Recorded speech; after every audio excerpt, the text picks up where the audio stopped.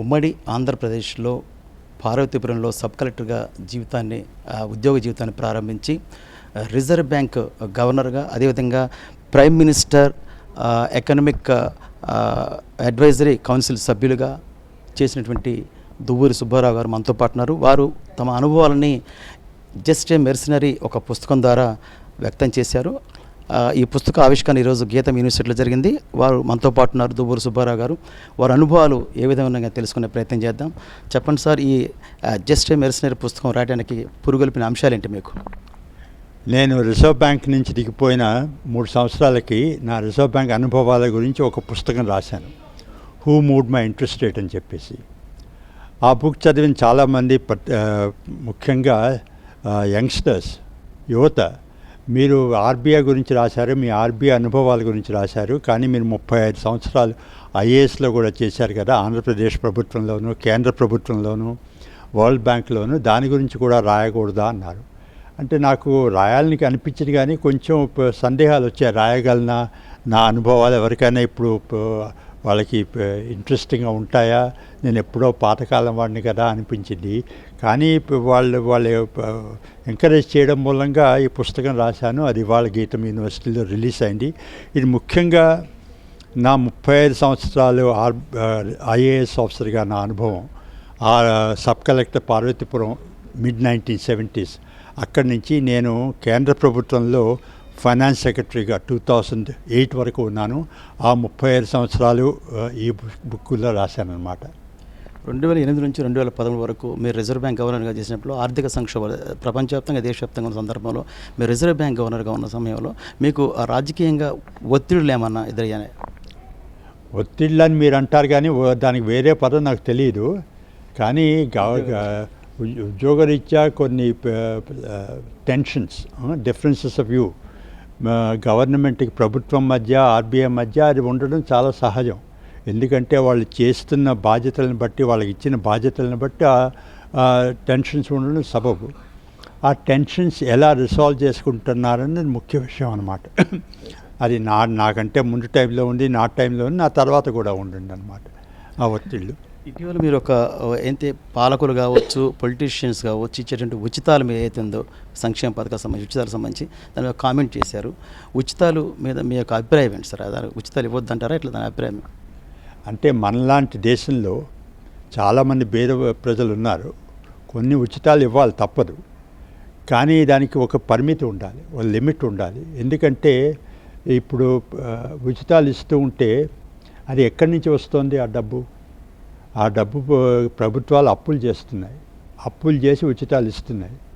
ఆ ఉచితాలు ఇవ్వడం మూలంగా కొంతమందికి మేలు జరుగుతుంది అనుకుంటాం, కానీ ఆ అప్పు తీర్చాలి కదా. అప్పు తీర్చాలంటే ఆ అప్పు తీర్చే బాధ్యత, బరువు మన తర్వాత జనరేషన్స్, తర్వాత తరాల మీద పడుతుంది.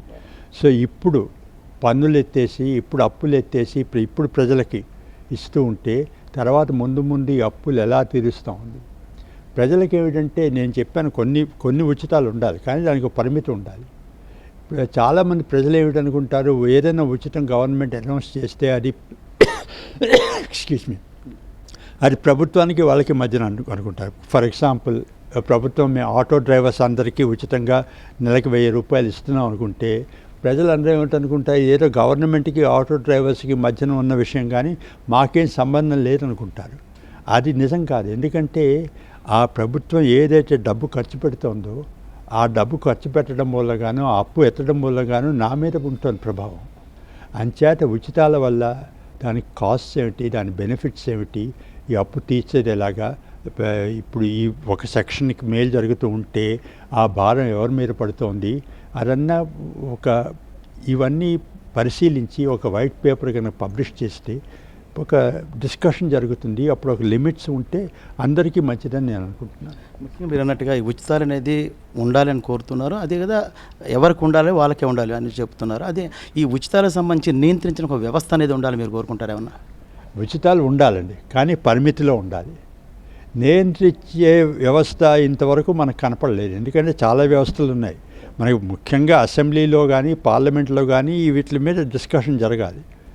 కానీ అసెంబ్లీలోను, పార్లమెంట్లోనూ ఆపోజిషన్ వాళ్ళు కూడా కొంచెం బెదురుతారు దీన్ని అపోజ్ చేయడానికి. ఎందుకంటే వాళ్ళకి ఓట్స్ పోతాయి. అంచేత పార్లమెంట్లో దీనికి ఏమన్నా డిస్కషన్ జరుగుతుందని కూడా మనకి ఎక్స్పీరియన్స్తో అవ్వలేదు. ఇంకా సిఏజీ ఆడిట్ ఉంది, కానీ ఆడిట్ వాళ్ళ తర్వాత ఎప్పుడో జరుగుతుంది. ఎలక్షన్ కమిషన్ వాళ్ళు ఎలక్షన్ టైంలోనే వస్తారు, వాళ్ళకేమీ హక్కు లేదు. సుప్రీంకోర్టు వాళ్ళకేమీ జ్యూరిస్డిక్షన్ లేదు. ఇంకా రిజర్వ్ బ్యాంక్ వాళ్ళు ఊరికే డెట్ మేనేజ్ చేస్తారు, కానీ వాళ్ళు మీరు అప్పు ఎక్కువ తీసుకోండి తక్కువ తీసుకుంటున్నారు అని ఏం చెప్పేది హక్కు వాళ్ళకి లేదు. అంచేత ఈ వ్యవస్థ ఒక పొలిటికల్గా ఒక అండర్స్టాండింగ్ రావాలి. ఇది డీప్లీ పొలిటికల్ ఇష్యూ, రాజకీయ ఇష్యూ. కాబట్టి దీనికి పొలిటీషియన్స్ అందరూ, పొలిటికల్ పార్టీస్ అందరూ కూడా ఒక అగ్రిమెంట్కి రావాలి. ఈ మనం అనుకుంటే సార్, ఈ ఫిజికల్ రెస్పాన్సిబిలిటీ బడ్జెట్ మేనేజ్మెంట్ సంబంధించి పరిమితులు దాటి చేస్తున్న అప్పులు అంతిమంగా ప్రజలేగా భరించాల్సింది. తప్పకుండా ప్రభుత్వాలు అప్పులు చేస్తే తప్పకుండా ప్రజలే భరించాలి. ఇప్పటి ప్రజలే కాదు, ఇప్పుడున్న ప్రజల పిల్లలు కూడా భరించాలి. అంచేత గవర్నమెంట్ వాళ్ళు అప్పులు చేస్తూ ఉంటే ప్రజలు ఎంత అప్పులు చేస్తున్నారు, ఎందుకు అప్పులు చేస్తున్నారు, ఈ అప్పులు ఎందుకోసం ఖర్చు పెడుతున్నారు అని గమనించి పరిశీలించి బాధ్యత ప్రజలకు ఉంది. గ్రోత్ రేట్ 7.6 అనేది సుస్థిరంగా ఉంటే భారత అగ్రరాజ్యంగా మారుతుందన్న సందర్భంలో మీరు చెప్పారు. 7.6 గ్రోత్ రేట్ ఉండటం అనేది మన దేశానికి సాధ్యమా? ఇప్పుడున్న పరిస్థితుల్లో భారత్ ఎప్పుడు అగ్రరాజ్యంగా మారుతుంది? భారత్ ఎప్పుడు అగ్రరాజ్యం అనేది మారుతుందంటే, అగ్రరాజ్యం అంటే మీరు ఏమిటి అనుకుంటున్నారని, what is your understanding of అగ్రరాజ్యం అనుకోవాలి. ఎందుకంటే మనం ఇప్పుడు ఏదో 5th లార్జెస్ట్ ఎకానమీ, ఇంకో 2 ఏళ్లలో 4th లార్జెస్ట్ లేకపోతే 3rd లార్జెస్ట్ అయిపోయే అవకాశం ఉంది. కానీ మన లార్జ్ ఎకానమీ అయినా సరే మన దేశంలో బీద ప్రజలు చాలామంది ఉన్నారు, పర్ క్యాపిటల్ ఇన్కమ్ చాలా తక్కువ ఉంది.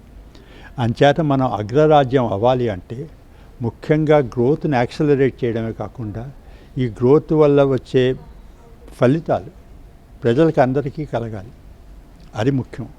తర్వాత అగ్రరాజ్యం అంటే ఒక గ్రోత్ రేటే కాదు, దానికి చాలా మిగిలిన యాట్రిబ్యూట్స్ కూడా ఉండాలి.